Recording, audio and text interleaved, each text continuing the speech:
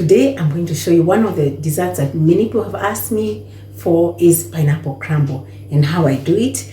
Each one of you, I know maybe some of you have encountered this dessert, but it's very simple to make and delicious. So let's start with the ingredients and get on to it.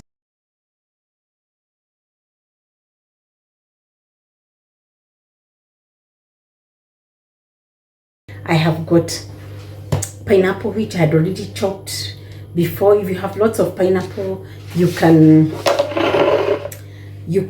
cut up and freeze. So this is what I had done. And then I've got a leftover mango from breakfast, so I'm going to dice this up and put it aside.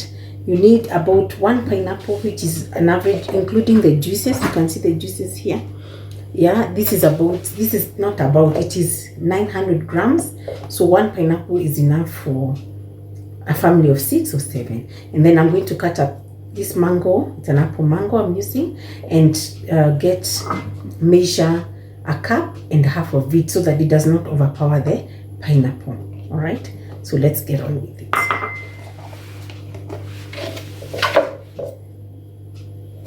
So it's very easy. You measure the seed from here and cut. That's what I use to gauge where the seed is, and then I can get to the end of it. Okay, and then I'll make it very simple. Even with the skin off like that, you can actually hold and dice that way. Make thin lines like that. Please, it's not a lazy way of cutting mangoes. It's just a bit hygienic, so to speak. So I need to peel this one off so that it makes my life easier. That end that was hanging, and then what I'll do is that I'll pass the knife halfway because it's quite deep. It's a good mango, this one. So I cut halfway like that, and then using a spoon, which I have here, using a spoon, I can get off the flesh like that. Very easy. Can you hear the bee that is in my house? There you go. So that's our pineapple, our mango rather, not pineapple. And I can get off any other flesh that is there comfortably. You can also use to slide. You can also peel it and dice it if you want, but for now I'm trying to avoid as much as possible. Better to, of course, this I'm going to donate. You can cut it up, but this is more than enough for what I need. I'm going to donate this to my children to enjoy. Our pineapple is ready, it is, and our mango is ready. So the next thing I'm going to do, you can see, there it is. Next thing I'm going to do is just get a pan and pour in your pineapple. Yeah, just that. You cut a pineapple, it's fresh cut. There it is. And then I'm going to put this on fire. I'm putting this aside. This one I will put it on fire, and then I'll add this towards the ends, so that I put the mango aside so that you don't overcook the mango. It's already soft enough. So the pineapple, why are we stewing it? We are stewing it because a crumble should have a crusty top and a fruit and a moist fruit at the bottom. So we need to stew the pineapple so that we can create a sauce, and I'm going to thicken it with custard powder. Okay, and then it will create a nice sauce, which we'll see. So our pineapple is on fire, and even when you put it on fire, you have to check the amount of liquid.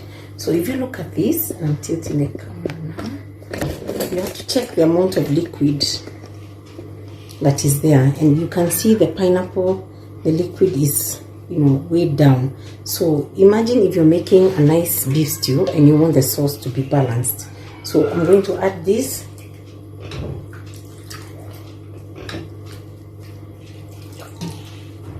Okay, and a bit more, because remember we are going to thicken it so you may have to put a little bit extra water, but not to make it too runny. Okay, so if you are able to stir your cooking stick, you know, comfortably without fighting the fruits, then this is good. I'm gonna add just a little bit more.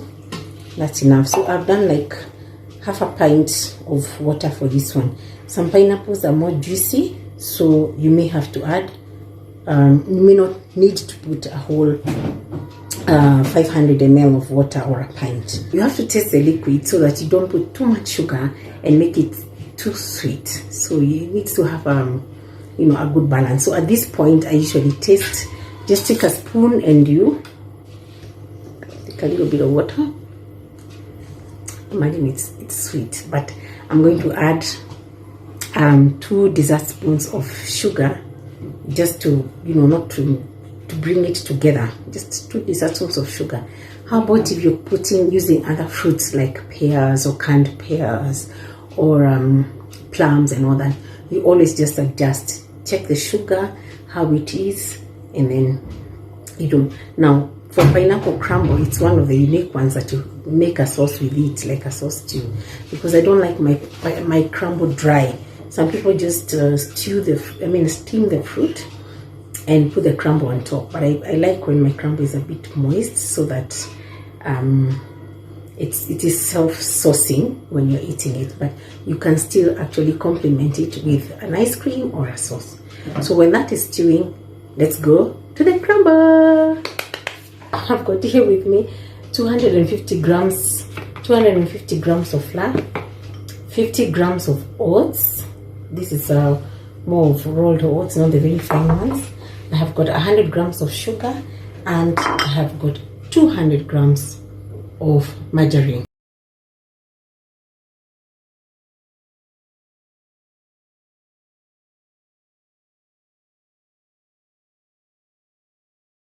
For the crumble, it's just a simple ratio: 3 to 1. 3 to 1. Flour 300 grams, margarine 200 grams, and sugar 100 grams. And actually, I dare say sugar you can reduce if you want to. You don't have to make it too sweet, but then it's a dessert, so it has to be sweet enough but not overpowering. All right, so you can actually go down to about 80 grams if you don't like it too sweet. And in it, I'm going to add in some cinnamon, a teaspoon of cinnamon. So first you put in the flour. We are going to rub in everything. So you put in the flour and the sugar and the oats. So now we are going to rub in. I'm going to raise this so that you can see better. And you rub in like that. I like leaving one hand free so that it's easier. Okay, so I'm just rubbing by putting raising the flour or the mixture and passing it through your fingers, just to make it into like a breadcrumb mixture. Okay, and it is never this. No. It is raising with your hands. If you want to use both hands, you raise up like that. It will give you a sandy mixture that may be slightly heavy, but it's okay.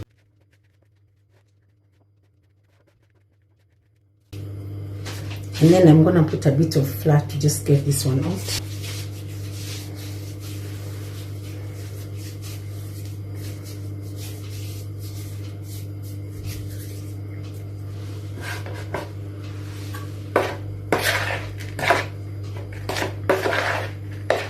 So our mixture looks like this.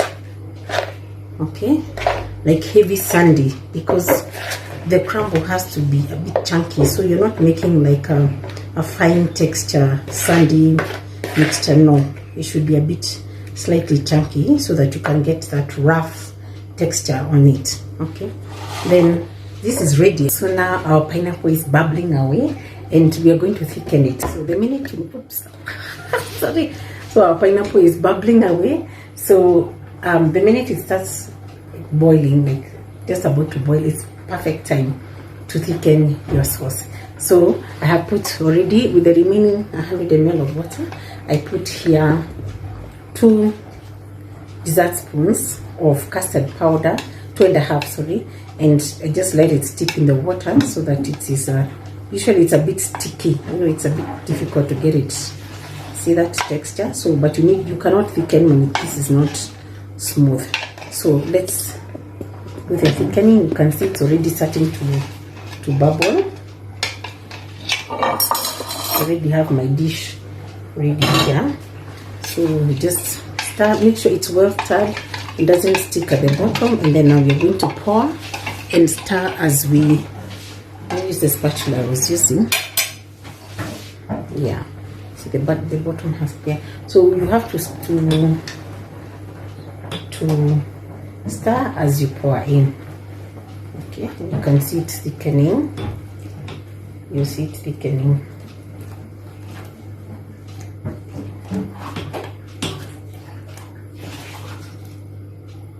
Yeah, perfect. You see, the sauce has become thick.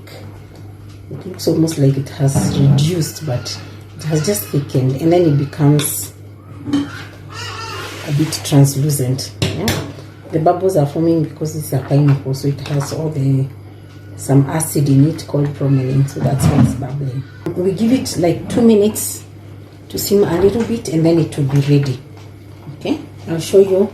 See the texture of the, we use a spoon, the texture of the sauce is a bit runny, but then it is thick. But once it cools down a bit, it becomes even thicker. And then consider that we are also going to put it in the oven to bake.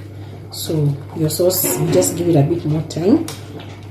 Basically, it should be what you sometimes call coating sauce. Okay, so it's a bit thick, a nice thick sauce. Okay, so now the other thing is to have the dish ready. So you just run some margarine on the sides, not inside, on the sides of the dish, because that's where the crumble will come in contact with the bowl. That way you protect it.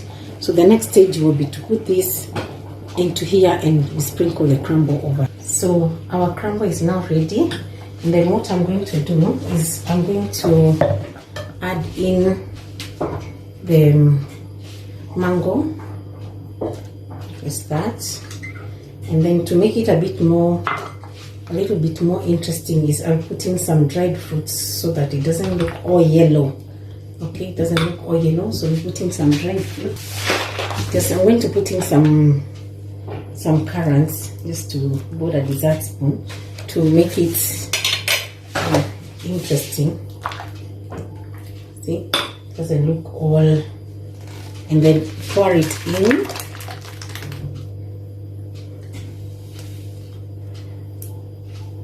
Next is putting over the crumble, which is here, and already we have put in the cinnamon, but you can choose to put something else I'm going to show you just now. So you just pick and drizzle over. What if someone doesn't take wheat? You can use sweet potato flour, and you can use sweet potato flour with a little bit of maize flour. Works the same, and then you keep the ratio the same for the margarine. You can tone down a bit because instead of maybe using the ratio of 3:1, you use the ratio of 300 grams and then like 150 of margarine. That will be okay. I've left out some here because I want to make another layer of something different to give it a kick. So what I'm going to do is I am going to add in here some coconut. This is all optional, but you can add in a little bit of desiccated coconut. I'm going to use 2 spoons of that desiccated coconut, and then I use 1 spoon of 1.5 because the nuts are always nice. See, 1 spoon of desiccated and 1.5 of sim. So I'm going to mix this, and then it will form another top layer just to make it interesting.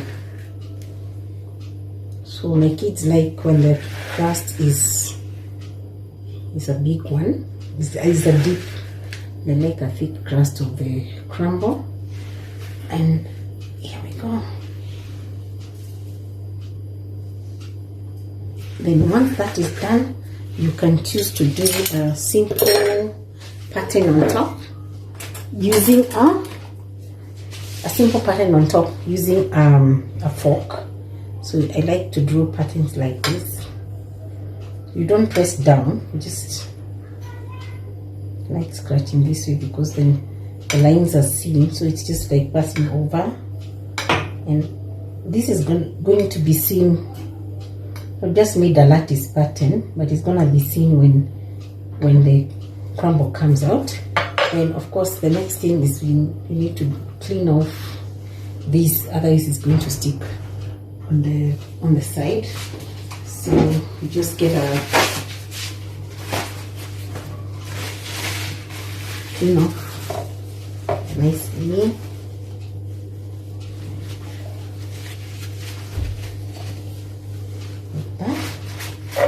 And then now we put it in the oven. The baking temperature is 180, but I like to reduce it a little bit. If you do 180, make sure you put in the middle shelf so that it does not burn on top. It can easily burn. Remember, the fruit is ready. You just want to bake the crumble and just have it come together. So I prefer working with 160 degrees, and then I bake for a slightly longer time, especially for a pineapple crumble because it has a lot of moisture. So I already preheated the oven and I'm gonna put it in. Here's our crumble. So we're going to bake it for the middle shelf. Let me put it a bit more inside. Yeah, we're going to bake it for half hour to 40 minutes. So when I see the amber color, like a light biscuit color, that's number one. Number two, it gets cracks. When you see it having cracks, then you know the heat has gone through and the crumble has baked. So that should be done in let's say 30 minutes. All right, and then we get ready to enjoy.